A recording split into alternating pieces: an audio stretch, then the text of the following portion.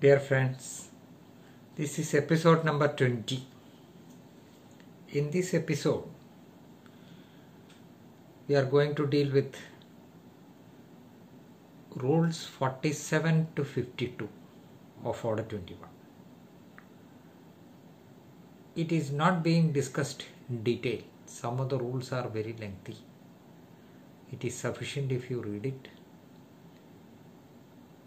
I will just mention it and refer to it for your use and then leave it at that. Take rule 47, which says that where the property to be attached consists of share of interest of the judgmentator in movable property belonging to him and another as co-owners. The attachment shall be made by notice to the judgmentator, prohibiting him from transferring the share or interest or charging it anyway. That is, the property to be attached consists of share of interest of the judgmentator in movable property. So the judgmentator has a share in movable property. How to be attached? Attached by a notice to the judgmentator, prohibiting him from transferring or charging it anyway. Then 48. Attachment of salary or allowances of servant of the government or railway company or local authority. Very long rule. The property to be attached is salary or allowances. Whose allowance, salary and allowance? Of a servant of government or a servant of railway company or local authority or a servant of a corporation engaged in trade or industry which is established by central, provincial or state act or a government company. Then whether the disbursing officer or judgmentator is or is not within the local limits of court's jurisdiction, may order that the amount of salary which is to be attached or allowances to be attached be withheld from his salary as directed by the court, and the officer who is the disbursing authority shall comply with that order. I am not going to read the rest of that rule. You go through that rule. A doubt naturally may arise, because one may think that there is rule 48 has got an apparent conflict with section 39.4. 39.4 I have already dealt with to you, not in the video class but directly.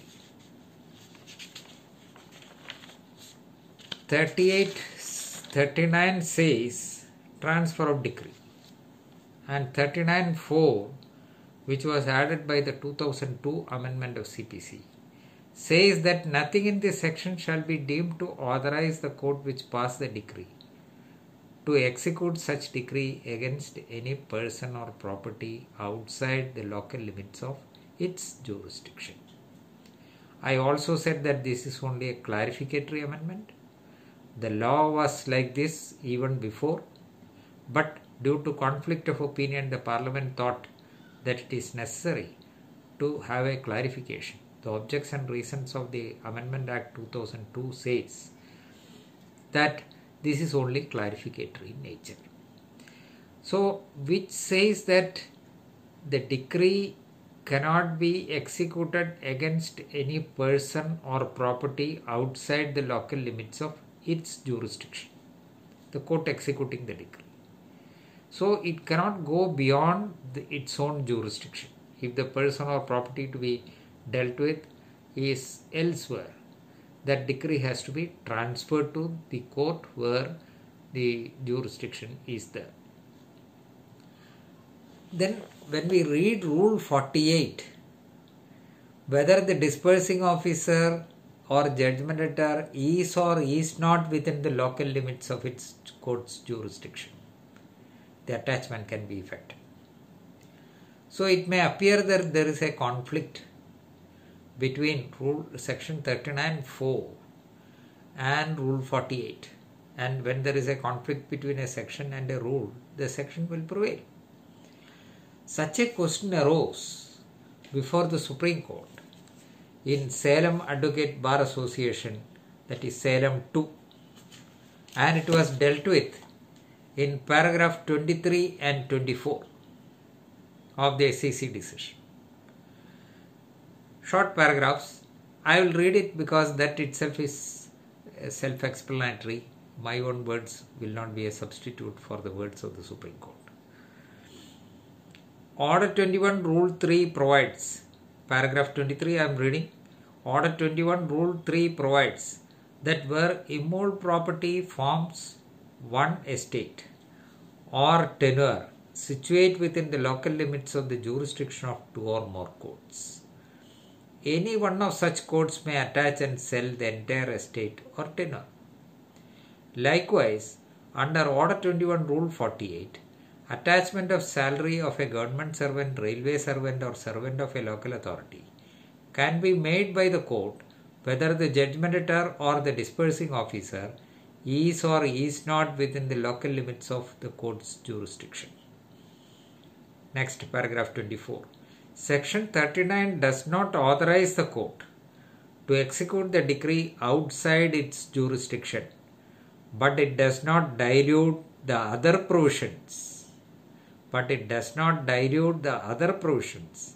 Giving such other on compliance with the conditions stipulated in those provisions.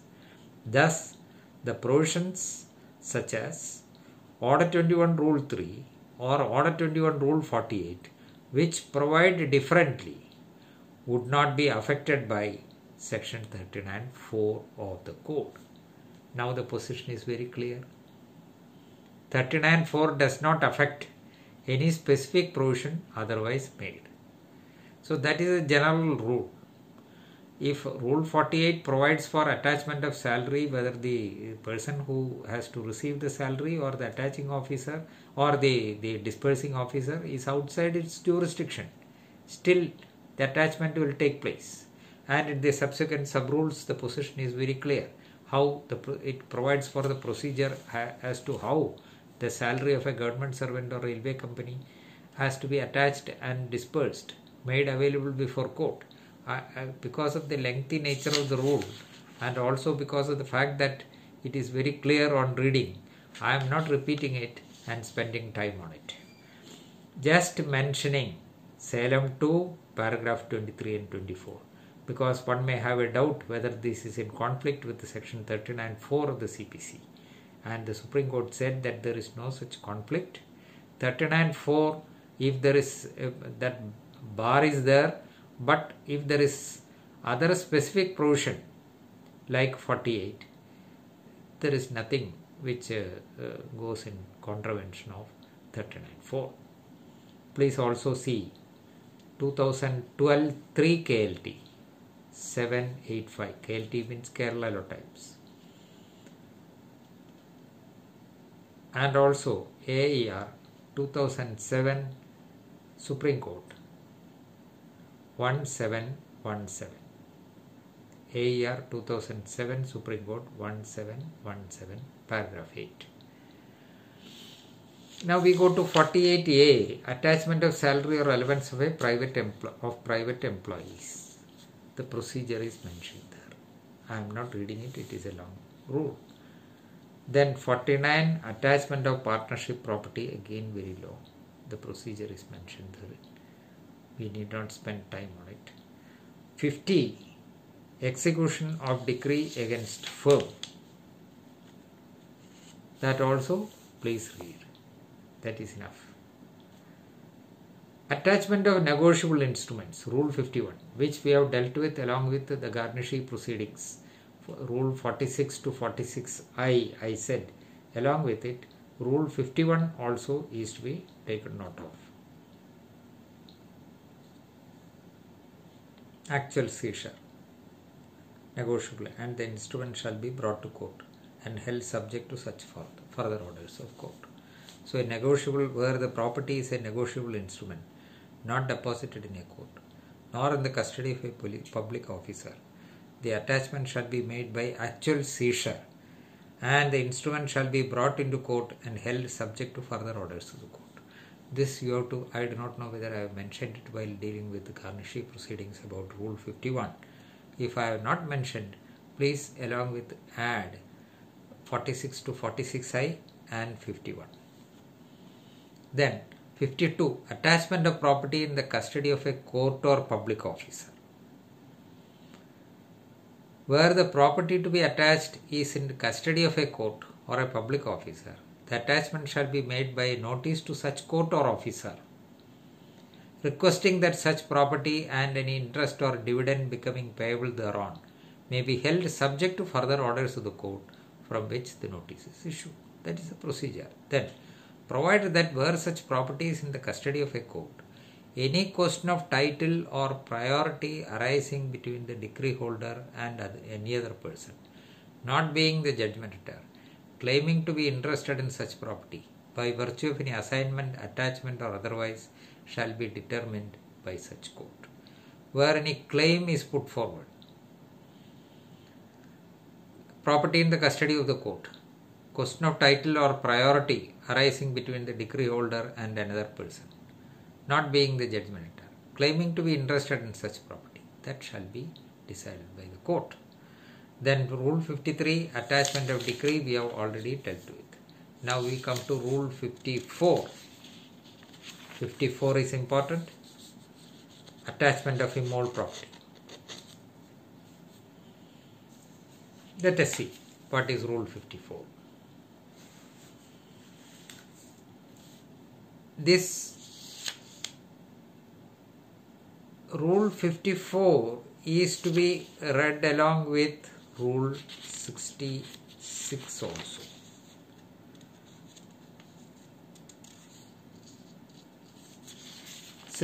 We will deal with it in great detail. Then we will deal with it at that time. What is the relevance of 54? Because when you read 66, a proviso to clause, first proviso to clause E is there.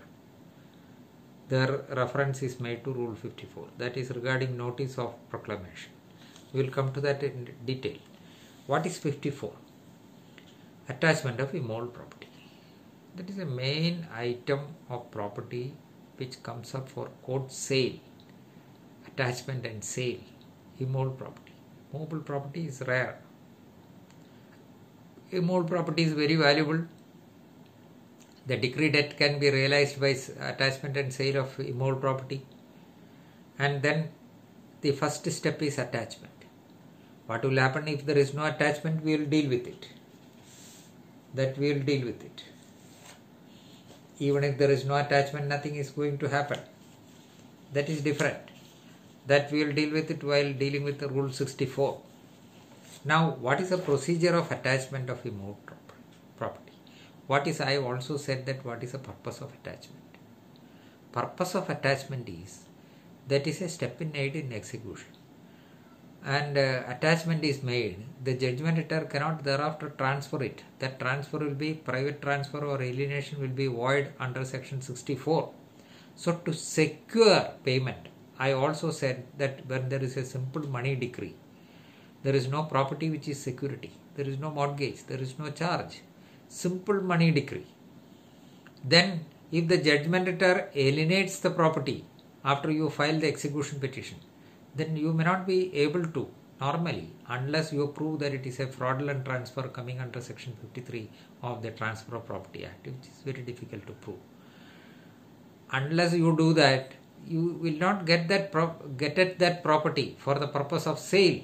So to secure the property from being sold in execution, and to prevent it from being dealt with by the judgmentator, and thereby screening off that property from being dealt with in execution, this attachment is being made. where the property is immobile, the attachment shall be made by an order prohibiting the judgmentator from transferring or charging the property in any way, and all persons from taking any benefit from such transfer or charge. Sorry. So an order prohibiting the judgmentator, that is the method of attachment. Then what is the procedure is also mentioned. The order shall also require the judgmentator to attend the court on a specified date, to take notice of the date to be fixed for settling the terms of proclamation of sale. In that notice itself, it will be mentioned, notice to the judgmentator, you attend the court on such and such date for the purpose of settling the proclamation. Settlement of proclamation is in Rule 66. That is a very important document preceding the sale. Now, this notice of attachment of immobile property will also mention, give notice to the judgmentator that you may attend the court on a particular day on which the proclamation will be settled, and steps for that will be done. Not with one day, it will not be done, because opportunity must be given to the judgmentator to file objections, etc., etc. The order shall be proclaimed at some place on or adjacent to such property. How attachment? Go to the property. An officer of the court will go to that property, and it will be proclaimed on or adjacent to the property, depending upon the nature of the property. How?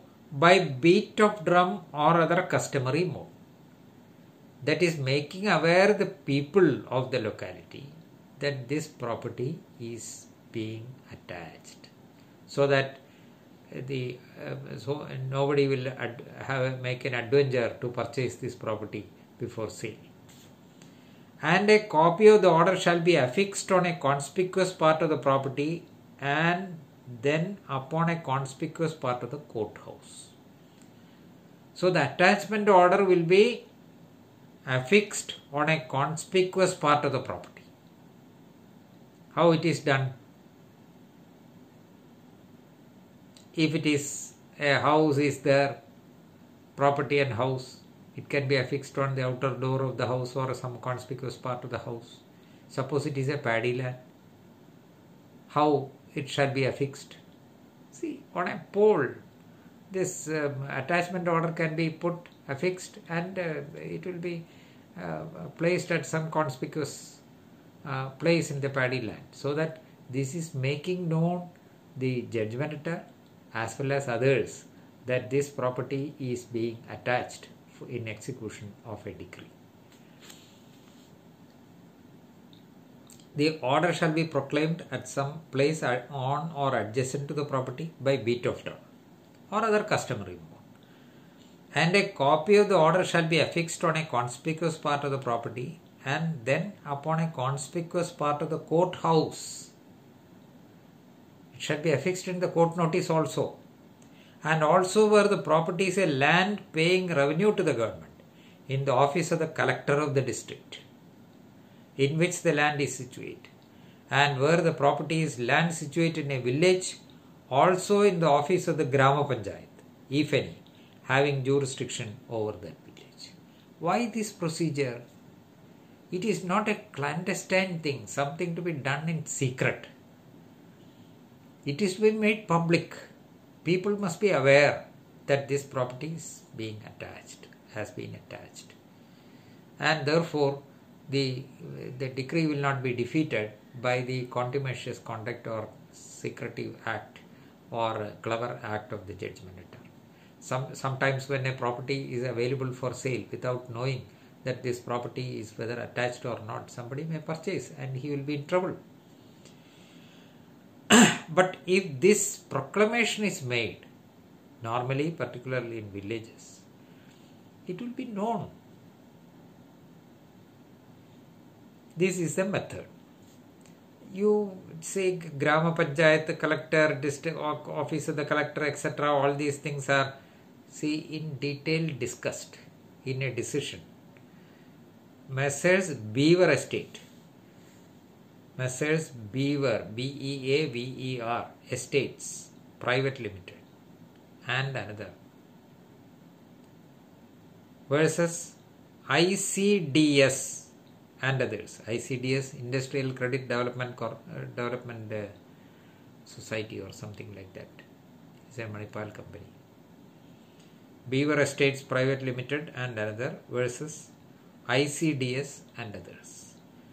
Citation is, full report is available in ILR 2006 to Kerala 309.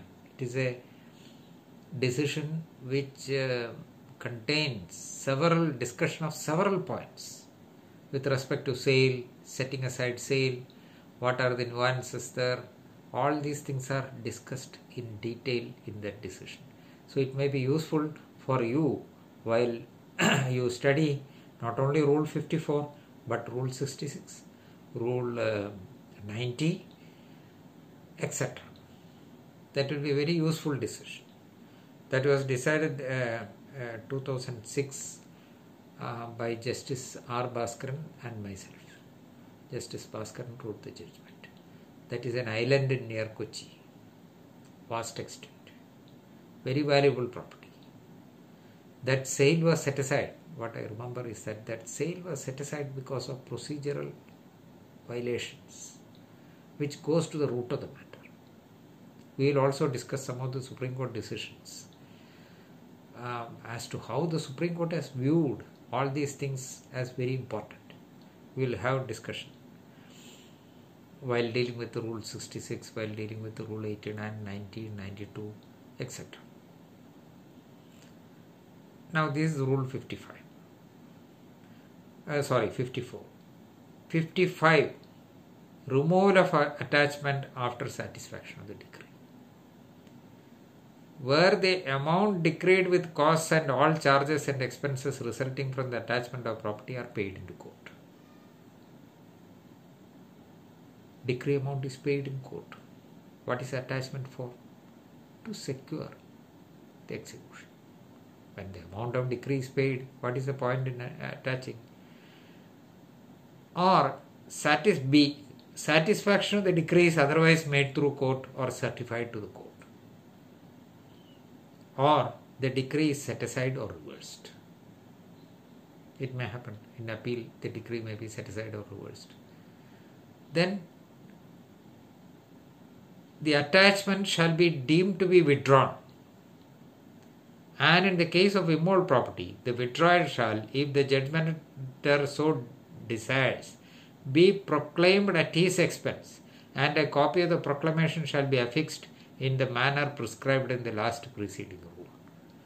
So when the judgmenter's property was attached, the officer of the court went to the property, affixed the notice, copy of the notice, made tom-tom and made the public aware that his property has been attached.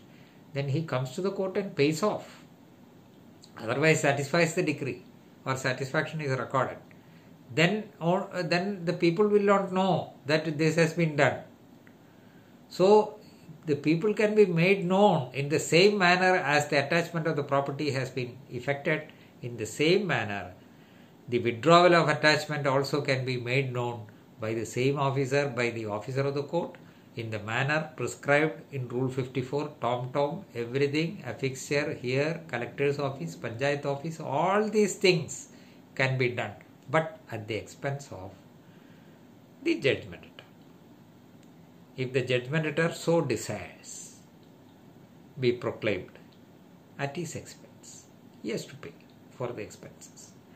And if he so desires, he makes his desire before court that when my property was attached, so made a big news, big thing, as if something has happened to me. And then it is withdrawn because I have paid off the amount, decree amount, but still the people do not know that. People are under the belief that the attachment is still continuing. So it has been withdrawn. That may be done, that may be informed to the public in the same manner as the attachment of property. Along with this, you may also read Rule 185 of the Civil Rules of Practice. Communication of the judgment, decree or order to the registering authority. So when an attachment is made, it may be informed to the registering authority. Why? Because if that is recorded there, no document will be registered by the sub-registrar. When a court order is there, court order will be communicated. It will be recorded in some register, and then the judgmentator comes and comes and intends to sell the property secretly, and he approaches the sub-registrar for registering such a document. The sub-registrar will not do it because there is a court order. He will obey that, and thereby the attachment order. Otherwise, who will know? The sub-registrar will not know. If a document is produced before the sub-registrar, he will register it. He is bound to register it. He cannot shirk the responsibility. He cannot have his personal knowledge. So what is a record? Nothing when a property is attached. So Rule 185 of the Civil Rules of Practice provides for communicating such order of the court to the registering authority. Then the registering authority will be made known that such and such property with the survey number and details has been attached. Then the registering authority will not register any document with respect to that unless a court order is received. So there is a difficulty also here. Once this is communicated and the decree is satisfied and attachment is withdrawn, or otherwise the attachment has come to an end by the dismissal of the EP, then also the judgmentator has to make a request to the court to communicate that order to the registering authority. Otherwise, say 5 years back an attachment has been made, and at the request of the decree holder it has been communicated to the registering authority. Then the registering authority records it, and that attachment is lifted owing say either because the decree is set aside, or the decree is otherwise satisfied, or a compromise was effected, or the attachment has been withdrawn, has come to an end by the dismissal of the EP. All these situations may arise where the attachment will cease to have any effect. But this communication remains with the registering authority. So even after 5 years or 10 years, if the judgmentator goes to the registrar's office to register a document, it will not be done. So whenever it has been communicated to the registering authority, whenever it is withdrawn, it is always better for the judgmentator to request the court to communicate such order to the registering authority. That the lawyers have to take care of it to protect the interest of their clients.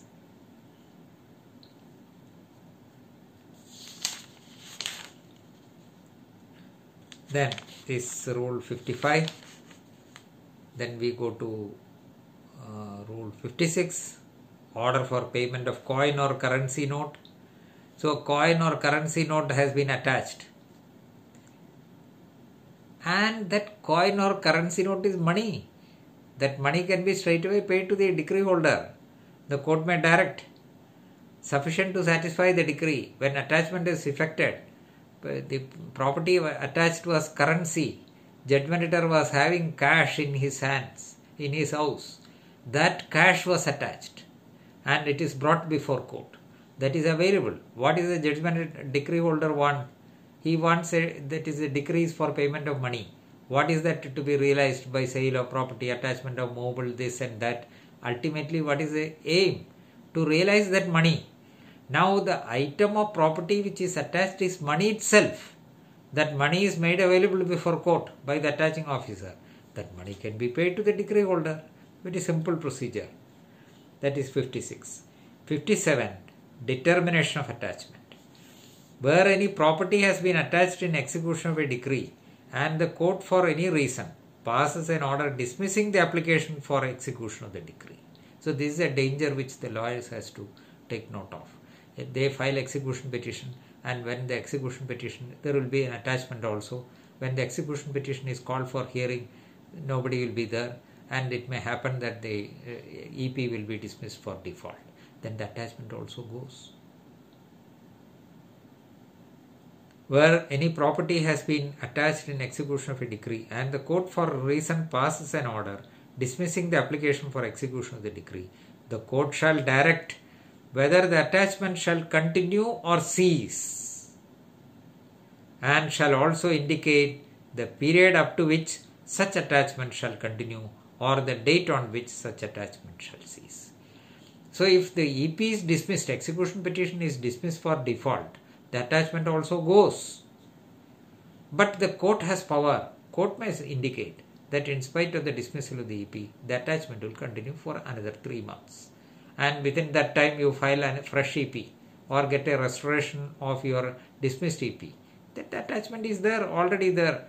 That danger of the property being released from attachment and the danger of the judgment dealing with that property immediately will not be available there. The court has to take care of it. Whenever such a dismissal takes place, the court may indicate that this attachment will continue for 1 month, 2 months or 3 months or even 6 months. The court may say that. Otherwise the parties will be put to very difficulty. It may happen that the advocates may not be able to appear when the case is called due to various reasons.